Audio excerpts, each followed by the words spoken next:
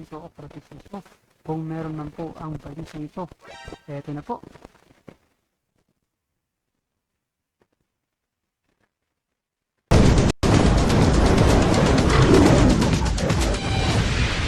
Ito ang balita ngayon.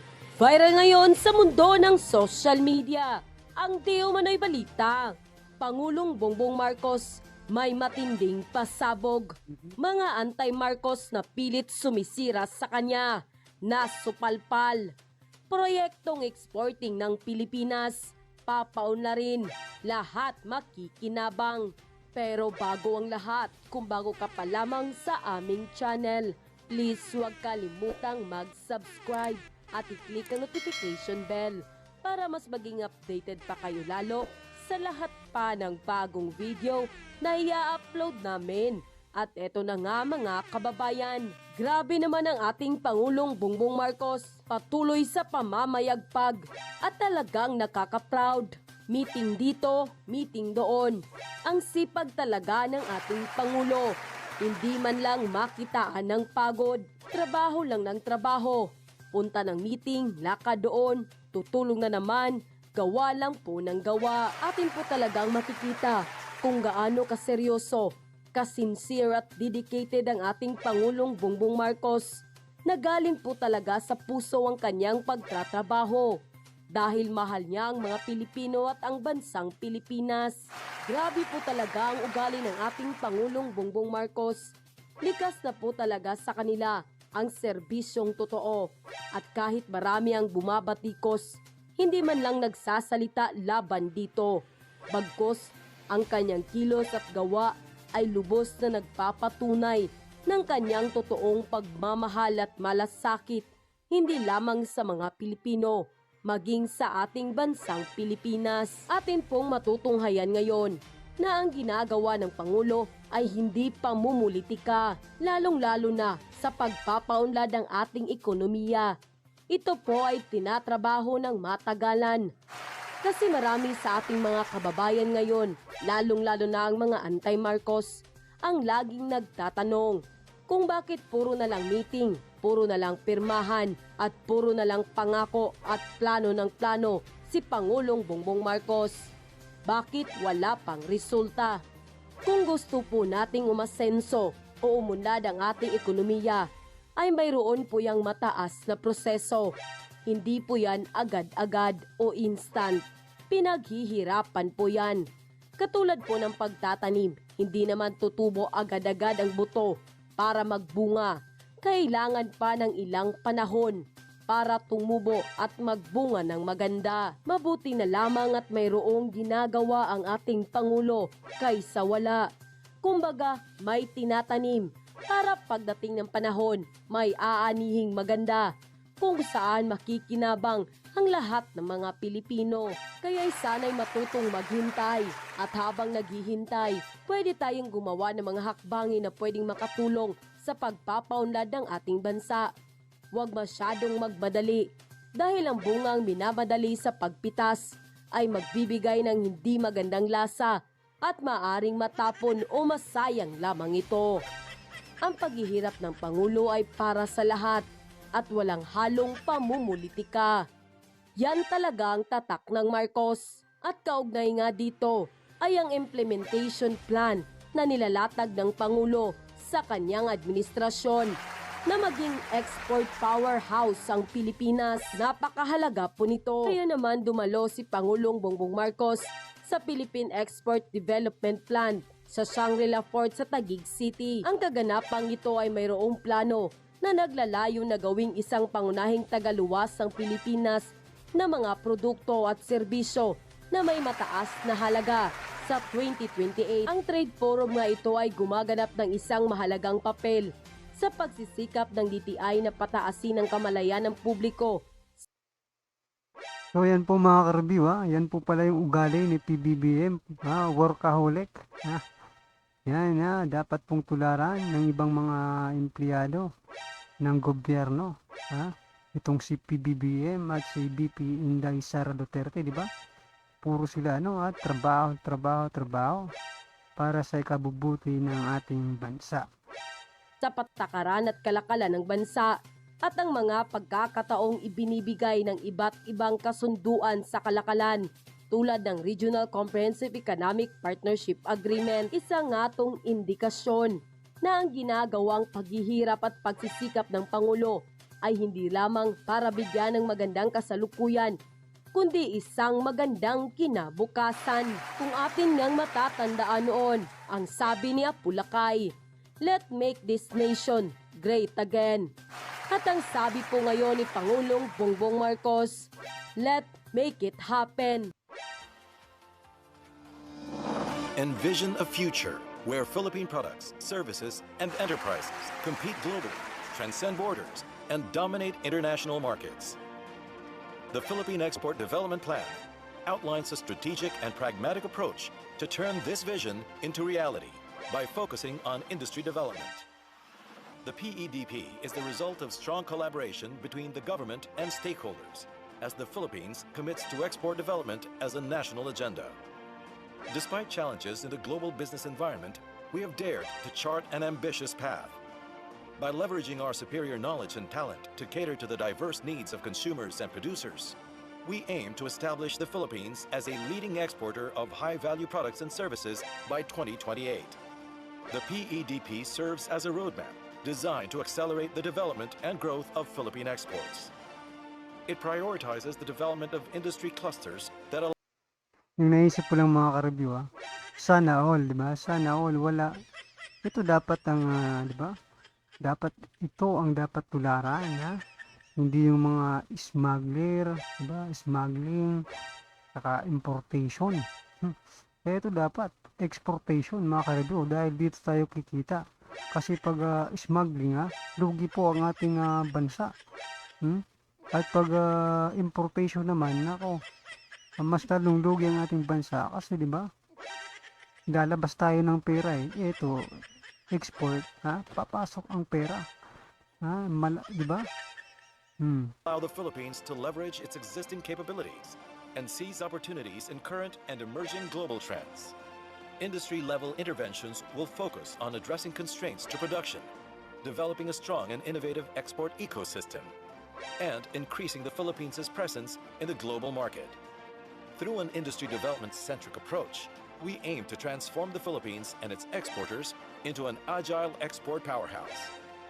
To support these industry initiatives, we will provide firm-level interventions that recognize the varying levels of export readiness among firms.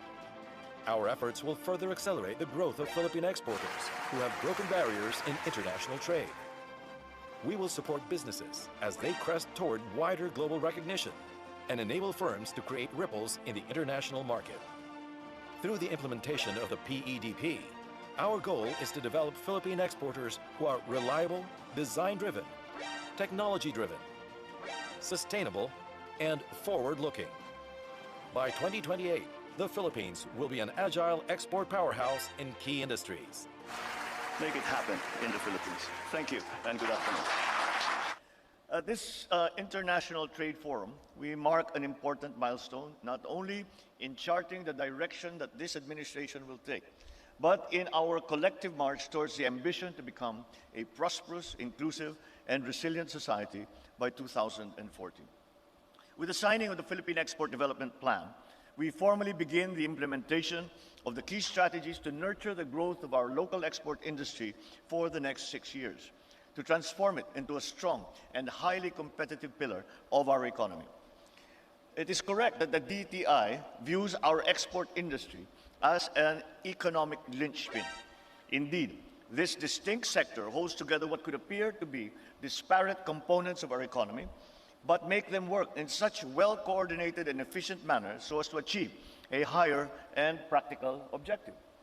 A major strategy of this administration's Philippine Development Plan is focused on the country's production sectors. It is very well echoed by the theme of this event, empowering Philippine industries. The desired strategy will be transformative, that the sectors will be able to generate high quality and stable employment opportunities, highly competitive products and services, and of course, higher revenues. Dynamic innovation within the sectors will be at the heart of this transformation. The export industry is crucial and indispensable to this development strategy. It is simply because these objectives are the be-all and the end-all of the export industry.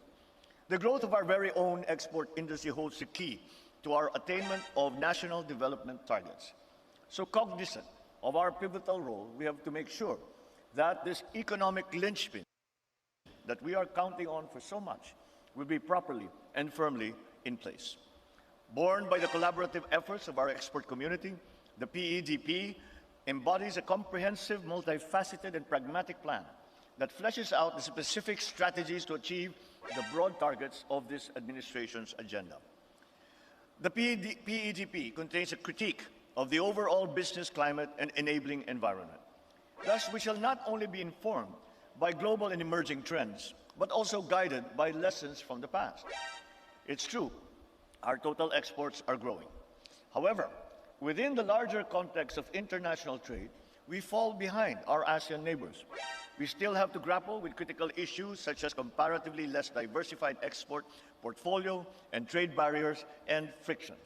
I came across a rather eye-opening statistic when we were planning on and putting together this export plan for the Philippines, in that 40% of all our exports are only one product.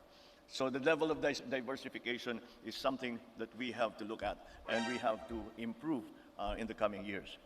But we also recognize that there's a great potential in the sector. No less than $49 billion worth of revenues remains untapped and unlocked by the industry. So this plan acknowledges that what our strengths are and where our competitive market advantages lie. It has become clear to us what the evolving export landscape looks like now. Our role in the global marketplace is becoming more apparent. We are more aware about the normal exigencies of trade and commercial dealings in our relations with other countries.